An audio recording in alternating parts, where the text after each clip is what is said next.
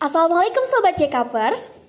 Selamat datang di podcast Jurnal Kita Plus, tempat di mana kita belajar mengenai dunia kerja, manajemen, dan pengembangan diri. Alhamdulillah nih, kita sudah masuk ke episode kedua, dan kita akan membahas topik yang sangat menarik, yaitu mengenai manajemen kinerja. Perlukah di tempat kerja? Ngomongin manajemen kinerja itu sangat penting loh dalam sebuah organisasi. Bukan hanya untuk perusahaan besar saja, tetapi manajemen kinerja ini ternyata berdampak signifikan dalam setiap organisasi apapun. Jadi sebenarnya manajemen kinerja itu apa sih? Dan kenapa ya kita perlu menerapkannya dalam setiap organisasi? Yuk kita bahas lebih dalam lagi. Pertama-tama kita akan membahas mengenai manajemen kinerja.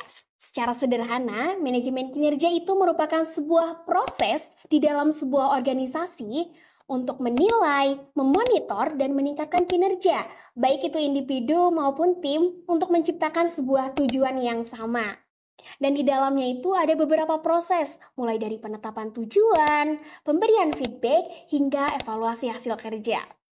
Dan teman-teman perlu tahu nih, kalau misalnya manajemen kinerja itu bukan hanya menilai karyawan saja, tetapi lebih ke bagaimana kita menciptakan sebuah lingkungan yang mendukung dari tim dan individu tersebut untuk menciptakan kerja yang maksimal untuk mencapai sebuah tujuan yang sama.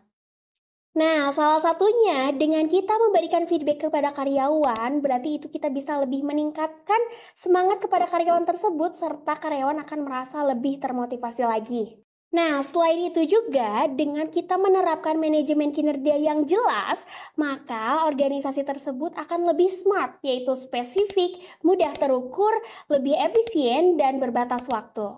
Sehingga organisasi tersebut bisa menjadi lebih baik lagi. Nah, dalam penerapan manajemen kinerja itu, kita juga perlu tahu loh, ada beberapa tantangan nih yang harus kita hadapi. Salah satunya yaitu adanya kesenjangan antara harapan perusahaan dan kinerja seorang karyawan. Contohnya, seorang karyawan merasa adanya umpan balik yang tidak jelas atau adanya penilaian kinerja yang tidak adil. Sehingga dari situ bisa muncul kalau misalnya karyawan itu merasa tidak puas dan merasa tidak adanya lagi motivasi.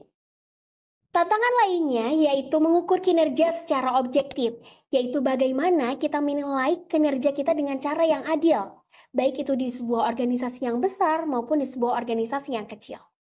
Nah, setelah kita ngomongin tadi tantangan dari manajemen kinerja, aku punya tips nih buat teman-teman mengenai langkah apa saja sih yang harus kita lakukan untuk menciptakan manajemen kinerja yang baik. Di sini saya punya 3 kata ya, TOA, terbuka, objektif, dan apresiasi. T yang pertama tadi terbuka ya. Jadi di dalam sebuah organisasi itu kita harus menciptakan sebuah keterbukaan, di mana jangan sampai ada karyawan yang merasa ada ketidakpastian dia dalam bekerja. Jadi kita sebagai seorang manajer misalnya kita harus memberikan feedback secara berkala supaya kinerja karyawan tersebut juga menjadi lebih jelas lagi. Yang kedua tadi ada O, yaitu objektif. Jadi kita harus memberikan penilaian itu yang objektif, yaitu berdasarkan indikator-indikator yang jelas, berdasarkan penilaian-penilaian yang jelas.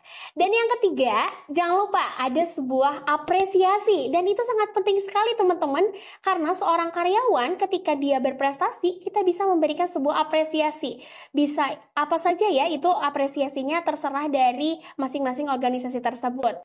Penting, apresiasi itu harus ada untuk meningkatkan kinerja karyawan tersebut agar mereka lebih semangat lagi dalam berkontribusi dalam organisasi tersebut. Wah, alhamdulillah nih kita sudah selesai membahas mengenai manajemen kinerja yang baik. Mudah-mudahan dengan adanya podcast ini bisa terus memberikan informasi-informasi yang baik dan berguna bagi kita semuanya. Jangan lupa like, komen, dan subscribe. Saya Wulan Nuriyati, pamit undur diri. Wassalamualaikum warahmatullahi wabarakatuh.